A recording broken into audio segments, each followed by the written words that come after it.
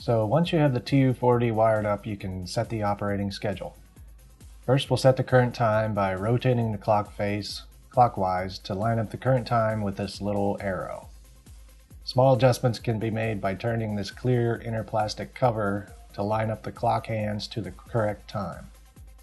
This is a 24-hour real-time clock face, so one revolution of the dial is equal to a single 24-hour period. The black half of the dial represents nighttime hours from 6 p.m. to 6 a.m., and the white side of the dial represents daytime hours from 6 a.m. to 6 p.m.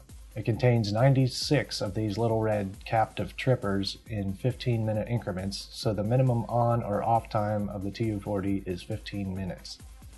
So we'll turn on the power to the circuit and make sure the green power LED is lit, and we'll set our first on time to be 1 p.m. It helps to use a pen or a small screwdriver to set these trippers since they're so small. If we want to let it run for 45 minutes, we'll skip 2 trippers and set this one to turn the timer off.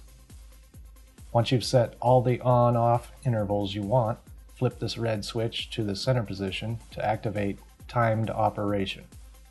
The top position of this switch sets the circuit to stay on all the time, and the bottom position turns the switch off.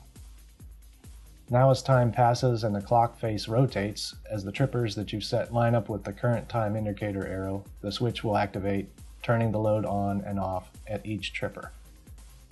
If you have any questions or need further assistance, call Tork Tech at 888-500-4598, and be sure to subscribe to our YouTube channel to keep up with all the Tork Tech series.